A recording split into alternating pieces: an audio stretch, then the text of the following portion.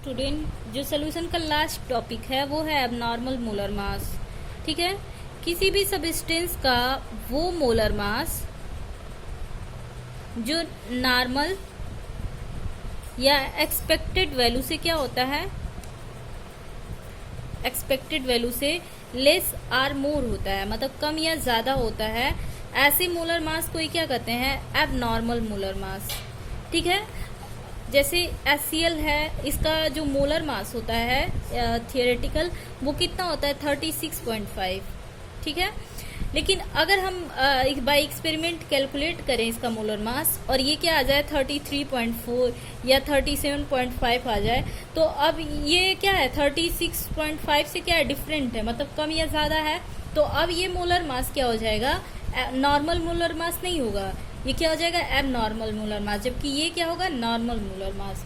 Okay, तो मैंने आपको मोलर मास पीछे 4 कोलिगेटिव प्रॉपर्टी द्वारा कैलकुलेट करना बताया था। पहला था relative lowering in vapour pressure, दूसरा इवैल्यूएशन इन बॉइलिंग पॉइंट, और तीसरा क्या था डिप्रेशन इन फ्रीजिंग पॉइंट, और चौथा ऑस्मोटिक प्रेशर। इन चारों से मैंने आपको मोलर मास सोल्यूट का कैसे कैलकुलेट किया जाता है वो बताया था मैंने।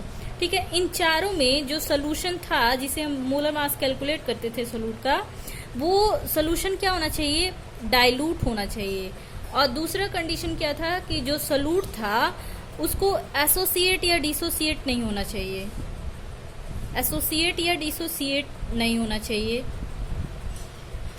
ठीक है, तभी आप ये मोलर मास क्या कर सकते हैं, वहां से आप कैलकुलेट कर पाएंगे उस कोलिगेटिव प्रॉपर्टी से। लेकिन अगर आपका सोल्यूट क्या हो गया एसोसिएट या डिसोसिएट हो गया, तो उस केस में आप मोलर मास को जो पीछे 4 कोलिगेटिव प्रॉपर्टी बताया गया उससे कैलकुलेट नहीं कर पाएंगे। ठीक है ना, एक बात और जान लीजिए कि जो कोलिगेटिव प्रॉपर्टी होता है वो मोलर मास की क्या होता है, इनवर्सली प्रोपोर्शनल होता है। ठीक है, मोलर मास के इनवर्सली प्रोपोर्शनल मतलब क्या था, जैसे pi equal to C R T था ना, तो सी इक्वल टू क्या होता है n by V R T, और एन इक्वल टू क्या होता है W by M into V R T. तो ये मोलर मास था, तो ये पाई और एम क्या है एक दूसरे के इनवर्सली प्रोपोर्शनल। ओके, जैसे एग्जाम्पल इसका क्या है, एसोसिएट और डिसोसिएट का नाम बता रहे हैं आपको कि सोल्यूट कैसे एसोसिएट और डिसोसिएट करता है। तो पहले मैं एसोसिएट होने का एग्जाम्पल बता रही हूँ। इसके लिए एग्जाम्पल लीजिए, एसिटिक एसिड, इसको जब बेंजीन में डाला जाता है तो ये सॉल्यूशन का प्रिपेयर करता है, और ये एसिटिक एसिड यहाँ पे क्या है सोल्यूट है, और बेंजीन क्या है सॉल्वेंट है। ठीक है, तो जब इसको सोल्यूट को सॉल्वेंट में डाला जाता है, यहाँ पे एसिटिक एसिड सोल्यूट को बेंजीन सॉल्वेंट में डाला जाता है, तो ये एसिटिक एसिड क्या हो जाता है एसोसिएट हो जाता है, और एसोसिएट होने के बाद क्या बनाता है डाइमर बनाता है। ठीक है, ये एसोसिएट होने के बाद किस फॉर्म में एग्जिस्ट करता है सोल्यूशन में, डाइमर फॉर्म में एग्जिस्ट करता है। तो इस एसिटिक एसिड का जो थियोरेटिकल या नॉर्मल मोलर मास होता है, ठीक है, इसका जो नॉर्मल मोलर मास होता है या थियोरेटिकल मोलर मास होता है वो कितना होता है 60 ग्राम पर मोल। लेकिन जब हम बाय एक्सपेरिमेंट इसके लिए कैलकुलेट करते हैं तो इसका मोलर मास कितना आता है, मोलर मास या एक्सपेरिमेंटल मास कितना आता है जब हम एक्सपेरिमेंट से कैलकुलेट करते हैं 120 ग्राम पर मोल।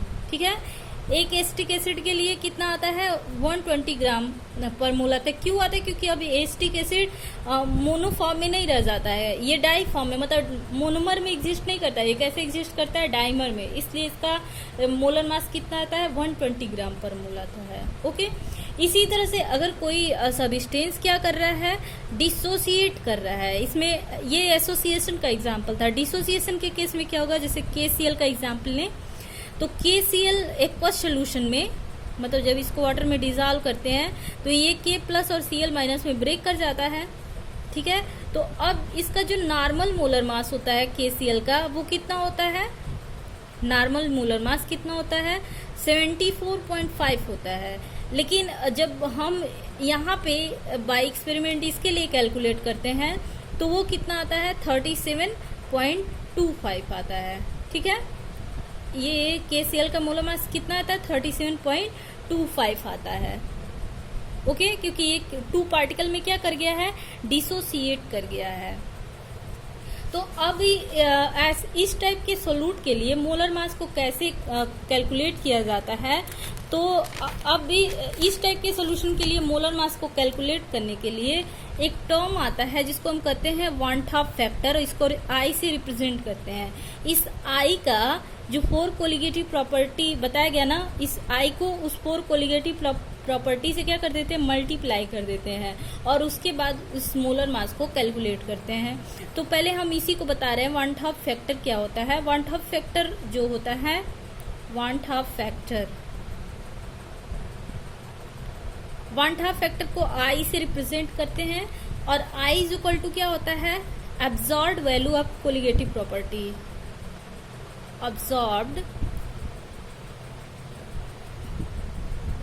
absorbed value of colligative property by calculated value of colligative property। ठीक है, absorbed value of colligative property by calculated value of colligative property। ठीक है, अब आपको पता है कि जो कोलिगेटिव प्रॉपर्टी होता है वो मोलर मास के क्या होता है, इनवर्सली प्रोपोर्शनल होता है। तो यहाँ पे कैलकुलेटेड मतलब क्या होता है, नॉर्मल। ठीक है, और एब्जॉर्ब्ड मतलब क्या होता है, एबनॉर्मल। तो अब जब मोलर मास के ये तो मैंने कोलिगेटिव प्रॉपर्टी में आई को डिफाइन किया है, अगर मोलर मास के टर्म में डिफाइन करेंगे तो ये कैलकुलेटेड क्या हो जाएगा, ऊपर चला जाएगा, calculated value of molar mass, और यहाँ पे क्या होगा, absorbed value of molar mass. तो मोलर मास के टर्म में ये जस्ट अपोजिट हो जाएगा, आई इज इक्वल टू क्या हो जाएगा, normal molar mass by abnormal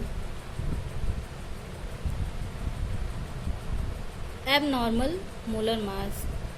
abnormal कहिए या एब्जॉर्ब्ड कहिए, ठीक है ना, एबनॉर्मल या एब्जॉर्ब या एक्सपेरिमेंटल, ये तीनों एक ही वर्ड को डिनोट करेगा। मतलब एबनॉर्मल या एक्सपेरिमेंटल या एब्जॉर्ब, ये तीनों एक ही टर्म को डिनोट करेंगे। ठीक है, और नॉर्मल कहिए या कैलकुलेटेड, ये दोनों एक वर्ड को डिनोट करेंगे, या थियोरेटिकल, नॉर्मल, कैलकुलेटेड या थियोरेटिकल, ये तीनों एक वर्ड को डिनोट करेंगे। तो मोलर मास के टर्म में ये फॉर्मूला हो जाएगा, मतलब ये मैथमेटिकल डिफिनेशन इसका हो जाएगा, और कोलिगेटिव प्रॉपर्टी की ये टर्म में हो जाएगा।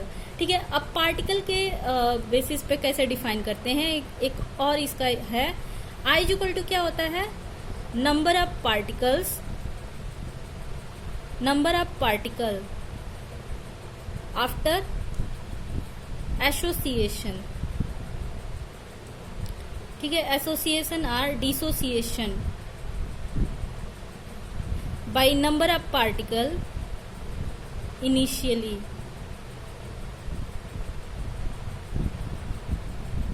Number of particle after association और dissociation by number of particle initially. ठीक है, अब इसको मैं यहीं पे बता दे रही हूँ, ये कैसे निकालेंगे आई को। जैसे आई इज इक्वल टू क्या होगा, एसोसिएशन के केस में अगर सोल्यूट क्या हो रहा है, एसोसिएट हो रहा है, तो उस केस में हम कैसे कैलकुलेट करेंगे आई को। जैसे मैंने बेंजीन का बताया है ना, बेंजीन किस फॉर्म में एग्जिस्ट करता है, डाइमर फॉर्म में एग्जिस्ट करता है, एसिटिक एसिड बेंजीन सॉल्वेंट में किस फॉर्म में एग्जिस्ट करता है, डाइमर फॉर्म में एग्जिस्ट करता है। तो इसके लिए क्या आएगा, CH3COOH ट्वाइस, ऐसे आएगा। तो यहाँ पे आई इज इक्वल टू क्या होगा, आई इज इक्वल टू अगर यहाँ पे निकालेंगे तो क्या होता है, number of particle after association या डिसोसिएशन। तो number of particle after association dissociation कितना है, 1 है, केवल 1 ही है ना, तो यहाँ पे 1 लिखेंगे। और उसके बाद क्या होता है, नंबर ऑफ पार्टिकल इनिशियली, कितना नंबर ऑफ पार्टिकल है, 2 है, तो 1/2, तो इसका वैल्यू कितना आएगा, 0.5। ओके, अब ये था आपका एसोसिएशन के केस में, अगर सोल्यूट एसोसिएट कर रहा है तब क्या होता है। डिसोसिएशन के केस में क्या होगा, अगर सोल्यूट क्या हो रहा है, डिसोसिएट कर रहा है तब क्या होगा इसका। जैसे सोल्यूट क्या है यहाँ पे, KCl, मतलब KCl का, NaCl का, किसी का एग्जाम्पल ले सकते हैं, NaOH का। तो यहाँ पे K+ और Cl- में एक को सोल्यूशन में क्या करेगा, ब्रेक कर जाएगा।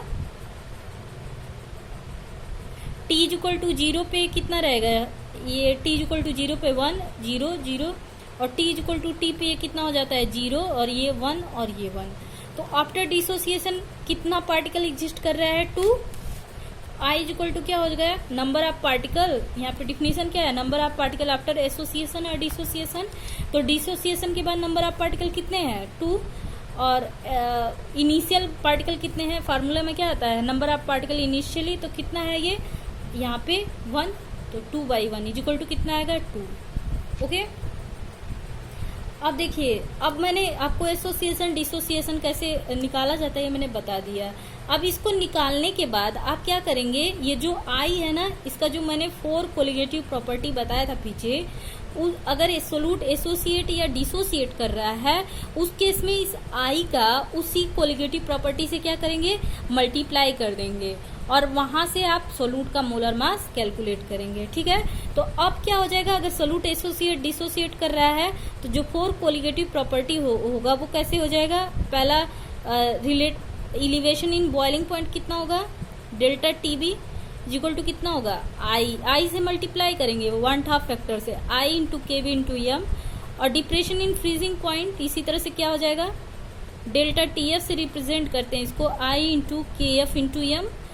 Osmotic pressure pi equal to क्या हो जाएगा ICRT, और relative lowering in vapour pressure क्या हो जाएगा delta P by PA naught. Okay, या इज इक्वल टू IXB। ठीक है ना, अगर सोलूट देखिए अब यहाँ से कुछ और पॉइंट मैं क्लियर कर दूं आपको, अगर सोलूट एसोसिएट या डिसोसिएट नहीं कर रहा है, ठीक है, क्वेश्चन में दिया रहेगा कि एसोसिएट कर रहा है कि नहीं कर रहा है या डिसोसिएट कर रहा है कि नहीं कर रहा है। ठीक है, तो अगर सोलूट क्या हो एसोसिएशन या डिसोसिएशन नहीं हो रहा है सोलूट का, ठीक है ना, मतलब HCl है या KCl ही है, अगर ये सोल्यूशन में एसोसिएट या डिसोसिएट नहीं कर रहा है तो अगर एसोसिएशन डिसोसिएशन नहीं होगा तो सोल्यूशन में किस फॉर्म में रहेगा KCl, सोल्यूशन बनाएगा तो भी किस फॉर्म में रहेगा KCl फॉर्म में ही रहेगा। तो यहाँ पे अगर I निकालेंगे तो आफ्टर एसोसिएशन या डिसोसिएशन ये कितना है 1, और यहाँ पे भी ये कितना है 1, तो I इक्वल टू क्या आ जाता है 1, मतलब ये एसोसिएशन डिसोसिएशन नहीं है। हम सोलूट को अगर सॉल्वेंट में मिलाए तो ये इसी फॉर्म में है। ठीक है, तो सोल्यूशन प्रिपेयर होने के बाद भी ये कितना है 1 और इनिशियल कितना है 1, तो 1/1 करेंगे तो ये कितना आएगा 1। तो I इक्वल टू अगर सोलूट एसोसिएट डिसोसिएट नहीं कर रहा है तो I इक्वल टू कितना होता है 1। ठीक है ना, कि अगर सोलूट एसोसिएट डिसोसिएट नहीं कर रहा है तो I इक्वल टू कितना होता है 1। अगर एसोसिएट करता है तो I इक्वल टू कितना होता है, देखिए एसोसिएशन का मैंने एग्जाम्पल बताया है ना कि अगर एसोसिएट करता है तो इसका वैल्यू हमेशा कितना आता है 1 से कम आता है। क्यों कम आएगा, क्योंकि ऊपर क्या होगा, ऊपर क्या होता है यहाँ से हमेशा कम रहेगा। अगर एसोसिएशन होगा तो ऊपर का टर्म क्या होगा हमेशा यहाँ इनिशियल वाले से क्या होगा कम होगा, तो कम होगा तो इसका वैल्यू 1 से क्या आएगा हमेशा कम आएगा, तो I इज लेस देन क्या हो जाता है 1। ठीक है, और अगर डिसोसिएट कर रहा है डिसोसिएशन हो रहा है इसका, तो देखिए यहाँ पे ये फैक्टर क्या होगा ज्यादा होगा और ये क्या होगा कम होगा। तो अब डिसोसिएशन के केस में I का वैल्यू 1 से क्या आता है ज्यादा आता है। ओके, तो ये आपका I के टर्म में है, कैसे निकालेंगे मोलर मास को, और I क्या होता है एसोसिएशन के केस में, डिसोसिएशन के केस में I का वैल्यू कितना होता है और कब इसका वैल्यू 1 के इक्वल होता है, ये सब मैंने बता दिया। ठीक है, थैंक यू।